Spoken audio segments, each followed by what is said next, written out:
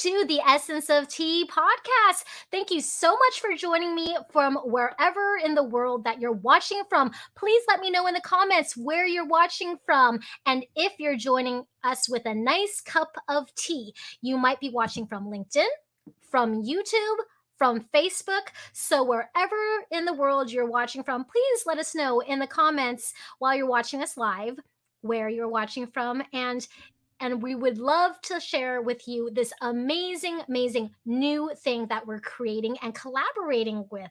So we have here with us today Krystin. Hello, Krystin. Hey, everybody.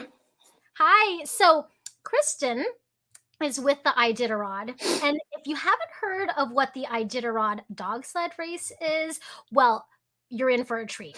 And it's so pertinent to today's circumstances with our global pandemic that is still going on. And so I brought Krystin here because we're doing a very interesting and very unique collaboration based on functional and performance-based products. So welcome, Krystin. Thanks for having me. I'm really excited about our new tea collaboration that we're kind of reviving with you. Yeah, so Krystin, could you tell us like what you do? Like, what is the Iditarod? There's a lot of people who don't even know what the Iditarod is. The history, a little bit of the history. I mean, because we can go. There's movies made about this, essentially. Right. So, do you mind sharing with us? Sure. And we've got Lisa watching right now from Virginia, and many other people who are just popping on live right now to our live podcast of the Essence of Tea. So, we've got Krystin here. She's from the Iditarod. She's going to share with you what the Iditarod is and what we're doing. Right. So Iditarod, where do you start? Well, first off, I want to send you to iditarod.com because that is where you can find all that's Iditarod. So our race is starting in a few weeks, and it usually starts in Anchorage, right? But this year is a little bit different because of Anchorage, Alaska. Yep. But this year it's a little bit different because of COVID. Normally we start in Anchorage and we do a ceremonial start. This is just a little overview of our trail system. And then we have like a short 11-mile trip, which is just a ceremony. It isn't actually part of the race. And then we'll restart in Willow, which we are going to do this year. We have canceled the big ceremonial start due to COVID, and we don't want to have all the crowds around. So we're going to just do that restart in Willow this year at Deshkin Landing, which is also a little bit different than normal. But the normal trail usually goes to Nome, and it's about 1,000 miles. The altogether, the whole race that our mushers go, the mushers and the dogs go.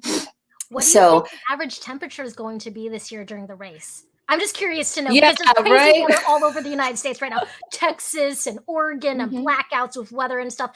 Now, in the middle of nowhere, Alaska, you don't really have to worry about those things other than the elements, because you're not having to, sustain electricity or running water, because you're just essentially like camping through possibly a winter storm. But what do you think it's going to be like this year through the Iditarod?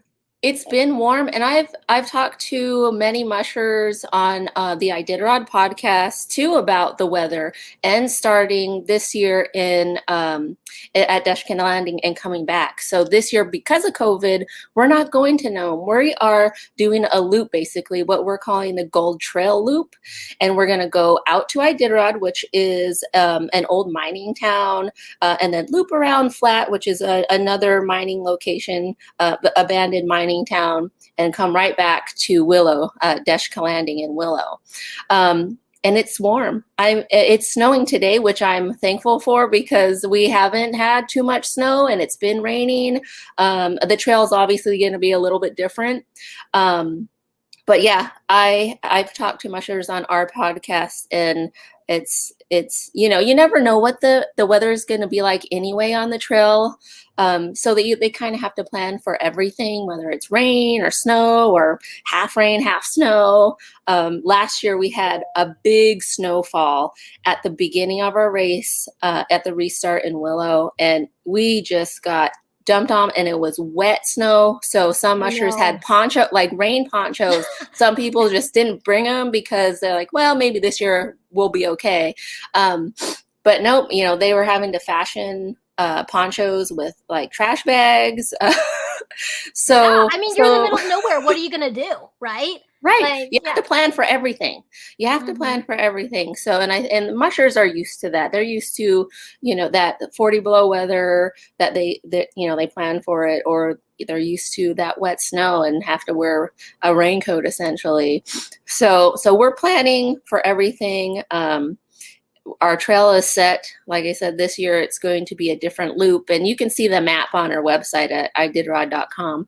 You can see this year's map and then previous year's map, which usually goes to Nome. So it's going to take, it's about a 2-week journey. We'll probably see the champion come in 9 days or so, and then everybody else, follows suit after that. So it's going to be a different year. But it's going to be exciting and different. So if you have not ever seen the Iditarod, this will be very interesting to you. But if you have seen the Iditarod, it will also be interesting because we have never seen this trail before in this way. And it's still 1,000 miles, right? Is it still 1,000 This miles? Or year, is it? it is not, because we had Oh, okay. to change it and make it a loop due to COVID. And it is about 850 miles this year. And that That's trail long. changes. Yeah. So as our, yeah, right, it's still long. So as our, we have trail breakers that go out and mark the trail. They get the trail prepared. And if there's any like man-made bridges that we need over streams or whatever, they do that. And they just went out a couple days, I think it was yesterday, to get started. So they'll go through the whole trail and get it prepared and marked. And this year will be very important because of the loop part. So they're going to have to be paying attention when the mushers need to come back and know where they have to be on the trail. So yeah, it's about 850, and that changes, because they might have to adjust the trail a little over this way or such due to snow or lack of snow. Or lack of snow. Yeah, because that Lack has of snow. happened in the past too, with it Mm-hmm. being warm. So, like where I live in Fairbanks, Alaska, where the Yukon Quest usually starts or ends, which totally, what canceled because we couldn't go into Canada this year. But Mm-hmm. our temperatures being like 300 miles apart, we have drastically different weather systems actually. And then when you're Mm-hmm. normally sledding all the way to Nome with your dogs, you're coastal. So you're having to, Yeah. watch out for overflow of the Yep. ocean and all kinds of crazy things. I just remember following the race online, watching somebody need to get like a helicopter almost to come down Mm-hmm. and get them because of the slush and the overflow of the ocean. Like people Yep. don't think about this. So, okay, now that we know that this is an extreme sport with so many differences, how did this come about? How did the Iditarod dog sled race become? Do you mind sharing the history of that?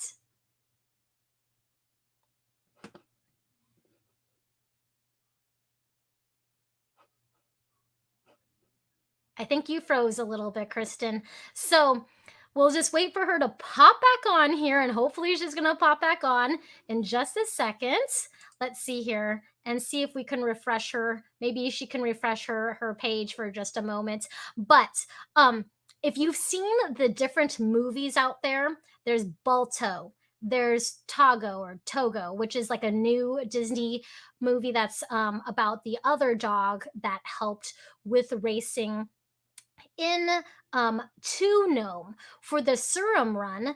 You might be like, what does this have to do with a pandemic? Well, there was an epidemic in Alaska a long time ago where people in all these different rural places that could only be reached, these rural places that could only be reached by plane or by dog sled, like, or they couldn't fly in through plane. So they had to find these alternatives to how to get the serum. So, I mean, I'm not super educated in this. Kristen is more. So, Kristen, do you mind sharing about how the Iditarod came about and how that's related to the serum run and medication and health and wellness and why it was so important, especially these rural areas too? Yeah, so Joe Reddington is the man who had the idea of the Iditarod. And his goal was to keep the idea and the culture of sled dogs alive. Now, we do have a theme parallel to the 1925 Serum Run to Nome as well. So we kind of, honored that as well with the race, along with Joe Reddington's original idea of keeping the sled dog alive.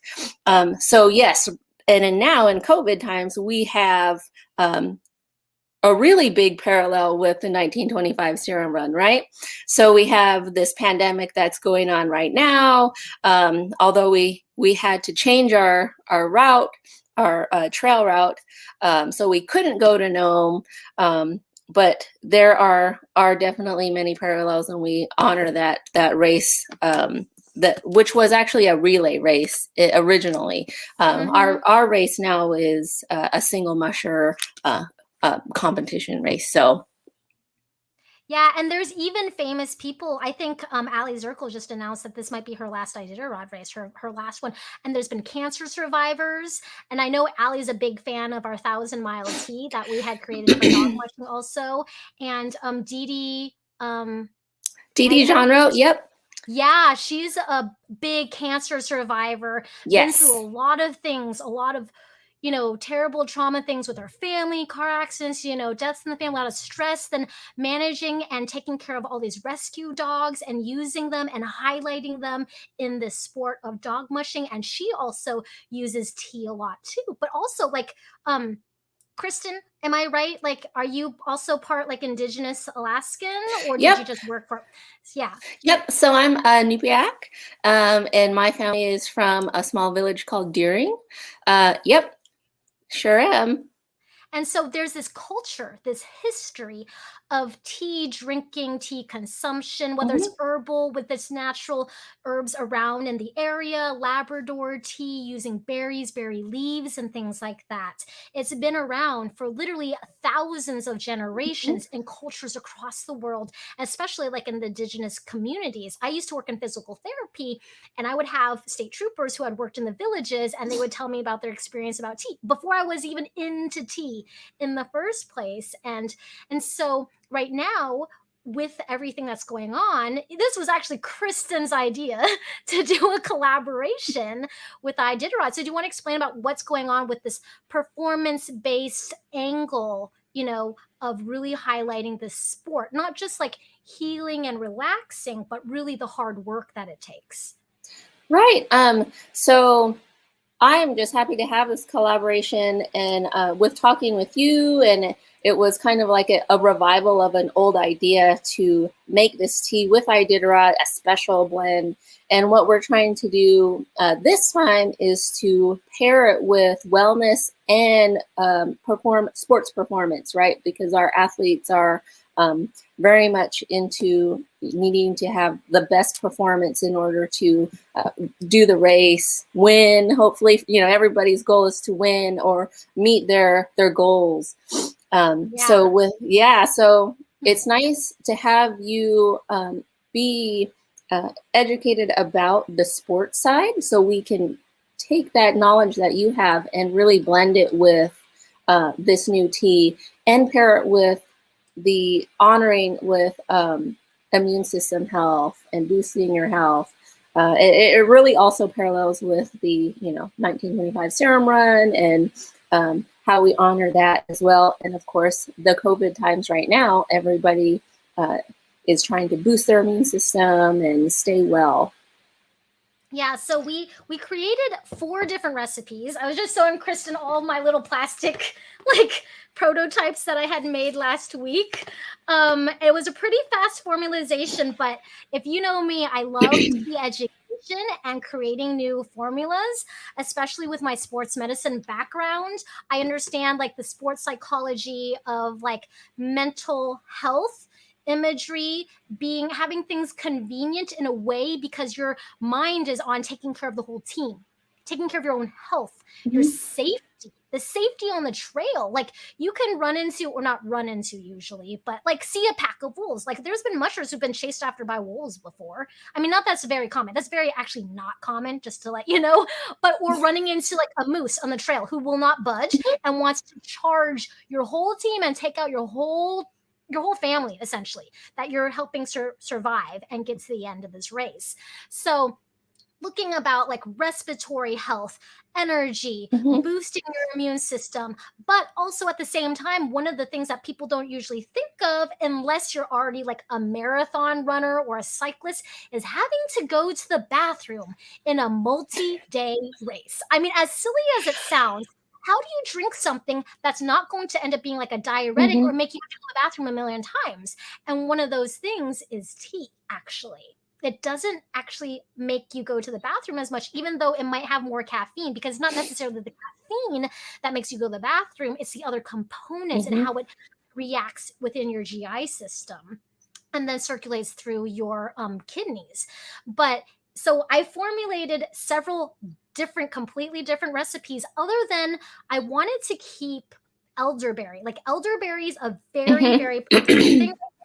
It's grown in northern hemispheres around the world, and it's very, very dense. So what's nice about having the elderberry in there is, even though it's not indigenous to Alaska, like we have lowbush cranberries, crowberries, berries, it's those types of berries are precious to Alaskans. It is very hard to get enough supply of it and to dry it all. So one of the things is like we're always competing against each other, everyone in the whole state, when it's berry picking season, because everyone wants their own subsistence way of living, which is totally honorable.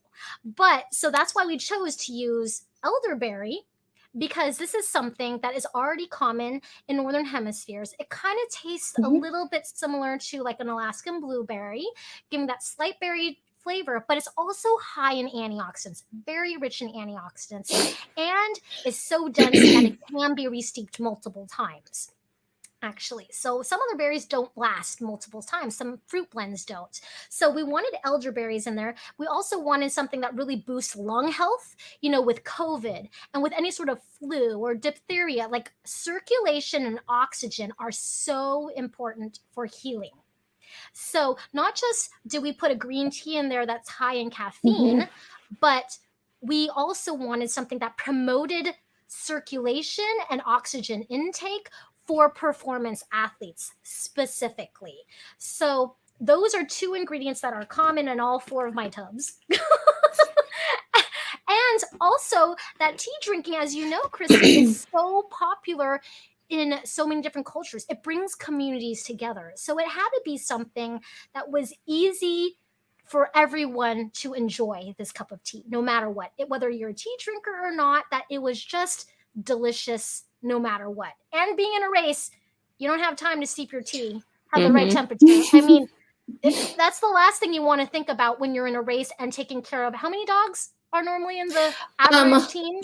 14. Hopefully I don't have that wrong. Dogs, like 12, I think, is low end or something like that. So, that's a lot of family members to be feeding, taking care of, their safety. When you're the musher, you're the last one to sleep because you're making sure your whole team is safe. There's a lot of care that goes into these performance animals who are family members, really. And they're really athletes. I mean, we call them canine athletes because, they really are just like the mushers. Even the care is so extensive with pre-race veterinary checks and veterinary checks throughout the race. The care is really into the dogs, and hopefully with this tea, it becomes popular amongst the mushers. So we're kind of taking care of them too. Yeah. Well, and that's the thing. The dogs come first, no matter what. And people, whether what side you're on, like if you think it's animal cruelty, there are so many strict regulations on checking on the dogs throughout the race. There's tons of vets before, after, during, all of those things. And some of these performance athlete canines eat better than the human, all the supplements. like local moose, local salmon, like whatever you can do to give the best quality of life for these performance athletes, because you can't perform if you're not taken care of. Right. And it's kind of funny because the mushers do have to take care of their dogs first. They, bed them down when they're at a checkpoint. They have to get their food ready for the dogs first, and water, and make sure they're all taken care of and checked over first. And then the musher gets to go and eat some food themselves, or get some sleep as well. A nap. Usually it is almost just a nap. So I'm hoping with this tea, it's an easy, and we at the Iditarod would like to thank you for donating this tea to us, which is your contribution to the Iditarod. We are very happy to have it, and we hope it becomes popular amongst the mushers and helps them with their wellness throughout the trail. And it should hopefully be easy for them to prepare. All they need is hot water. And it's funny that you bring up the bathroom part, which will be a very interesting benefit to this. You'll get the energy, but not hopefully the diuretic that a coffee can give you, right? So we're taking everything and every idea into this, and we actually just had a article come out on our website talking about when dogs have to go to the bathroom on the trail, and it's people like, well, what do you do when the dog has to go to the bathroom? And it's like, well, you got to keep an eye on them. I think some of them just know it when you stop, then they go, or they just go. So everything. There's so many things to think about while on the trail, and there's so many questions people have. People can go to our website. We have some nice articles that have reviewed, where we're going this year, like doing that route, the loop around Iditarod and Flat. So we have a lot of good new information about that on our website. And we talk about the sleds that they use, and we have an educational website, iditarod.com/edu, and that is geared more towards kids, but it talks about all kinds of basic questions, like the bathroom question for the dogs, or where do they sleep, or what do they do for food, and all that sort of stuff. So we're really about education and care for dogs, and we're hoping to tie this tea into to wellness overall. So yeah, and I know that like when you first came up with this Iditarod tea collaboration, I was like, oh yeah, I totally want to do that. I want to support this local events, right? Like that's very famous for a purpose. I want to create a purpose driven tea, like a performance one, just mostly because of my sports background, but how would it pair well with this organization? But how else can people be involved? I know there's going to be some volunteers, but with COVID it's a little bit different. How else can people be involved besides checking out your website? What can they do to help the Iditarod out? Right. So this year is a little bit different. We aren't having spectators. We're not doing our big in-person events like we usually have. A banquet. We usually have meet and greet the mushers, which is really super fun, and you can get autographs and all that. But this year we're not having those things. So there's a lot of ways people can still support us. We will have a online auction, which usually happens at the banquet. So this year it'll be online, which is different and great because more people can participate in that. What usually goes just at the banquet, everybody can look at, and that's coming up next week. We have our usual bib and hat auction where mushers sign their bib number hats and bibs. And that's usually open to everybody online too. You can always donate basic donations to us, and you can find that on our website.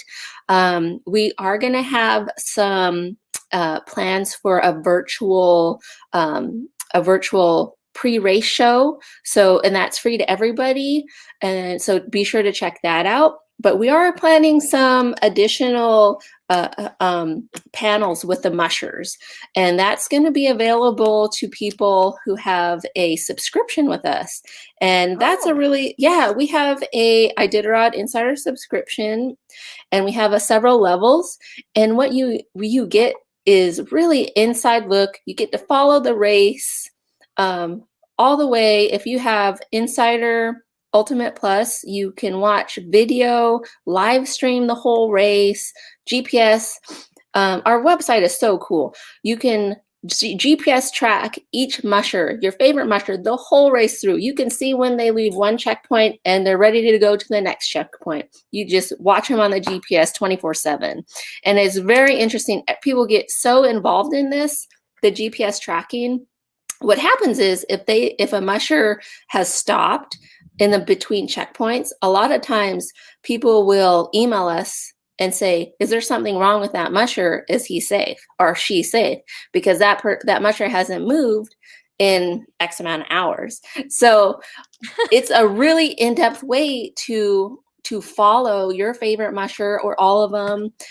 It's really interesting. So our fans and followers really care for the mushers, and they pay attention like hawks. So like they want to know who's leaving when and how long they think it's going to take them to get to the next checkpoint. And then if they're not there when they think they should be there, then they're giving us a call to make sure they're okay. So the subscription, awesome. So you can check out our subscriptions on our website. And there's different level costs involved in that too. So, and then of course we have our yearly documentaries, our super awesome insider team videos, records the whole race. And at the end, they put together a nice documentary. So Greg Heister and his team with the insider video team will be out on the trail, and they follow the mushers from start to finish.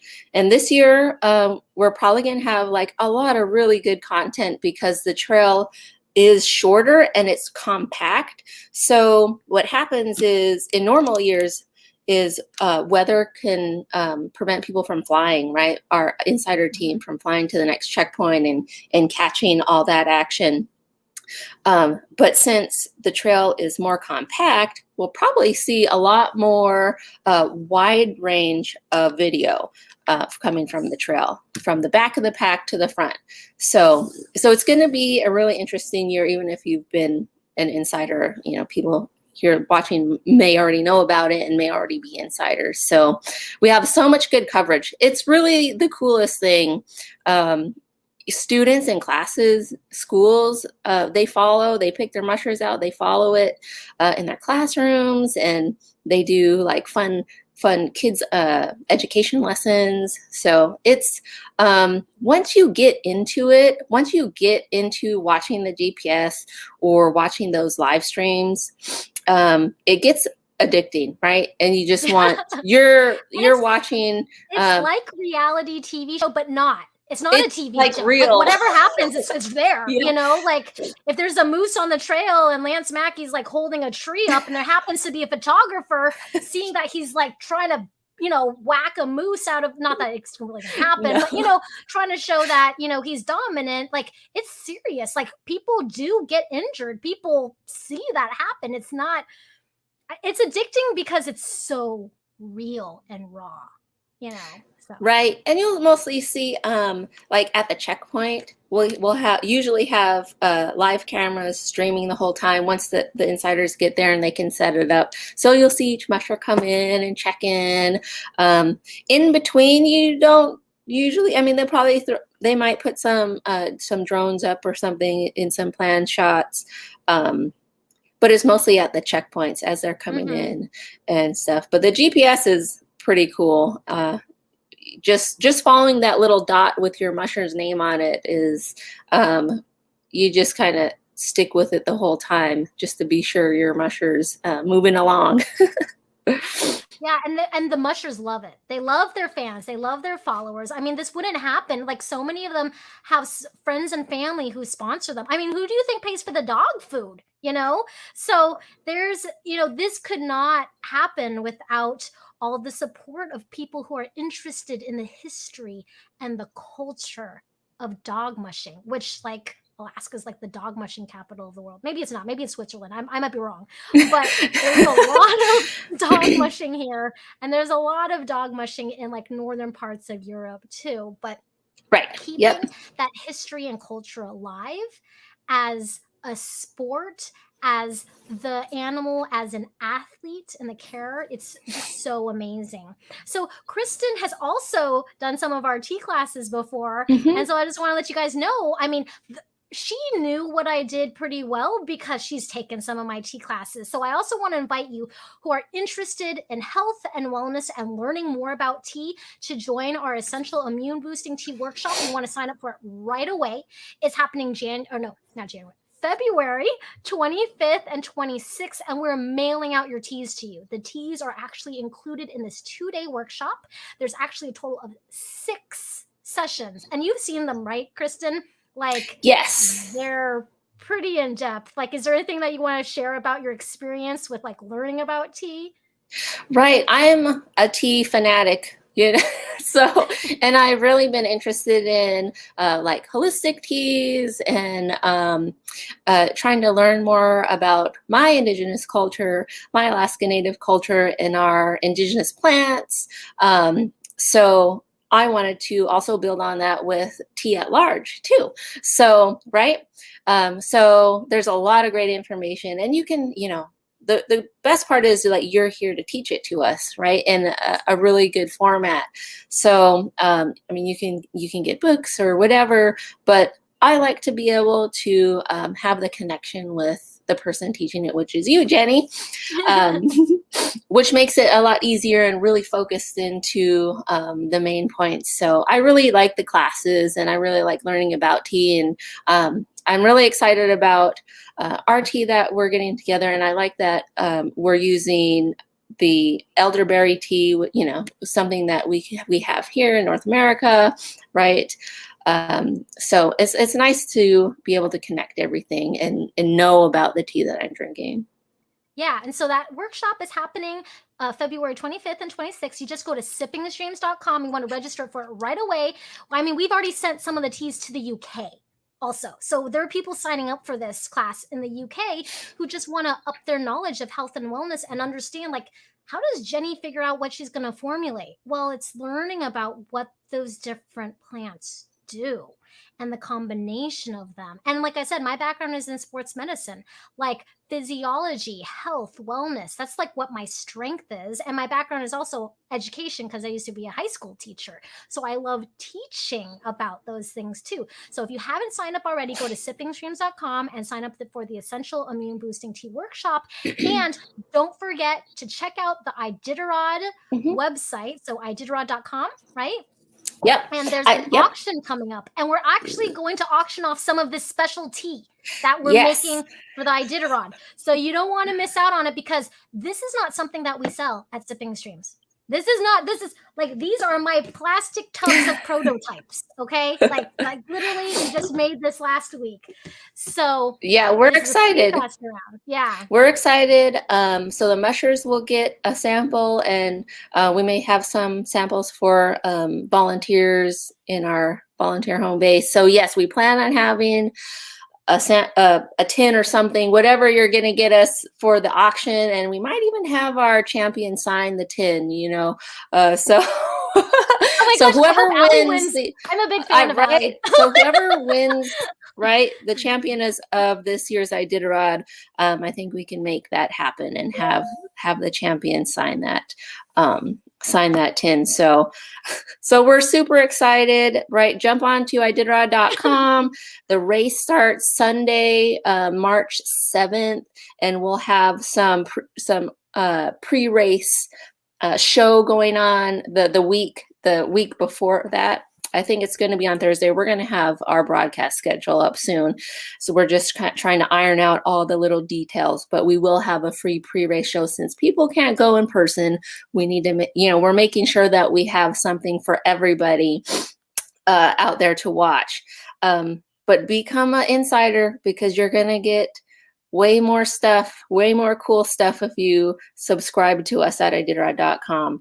So look forward to everything we have. It's getting so close. We're so busy right now.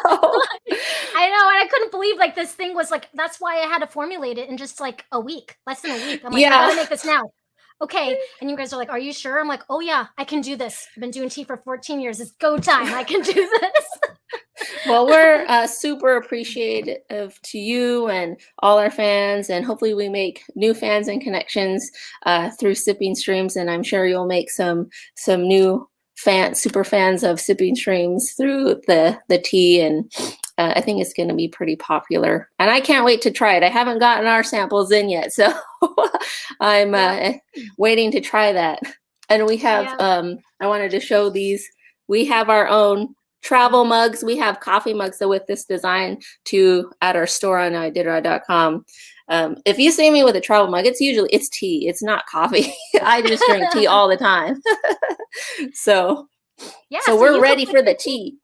There with the really beautiful dog mushing, mug, and sponsor this race that really came out of the culture, the people, the history, and the community that makes, tea is just a substance, but when you add in all this history and culture, that's really what makes your lifestyle and your wellness the best possible, is who you surround yourselves with. And so it's just so amazing what you're doing. It was just happenstance that we like met each other through teaching tea classes, and you're like, hey, let's do this thing. So I'm super excited. I am super pumped about donating this to the Iditarod, because I just love giving back to my own community. The community of Alaska, the people here, and it promoting health and wellness in whether human or canine. It all comes back around, right? The energy that we put out. So thank you everyone who has joined us today. We really do hope that you check out the iditarod.com and check out our Essential Immune Boosting Tea Workshop that's happening in just a couple of weeks. It's all really close. And don't forget to check out that auction and support the Iditarod and what they're doing and how they're helping so many people and bringing awareness to history and culture. So thank you everyone so much.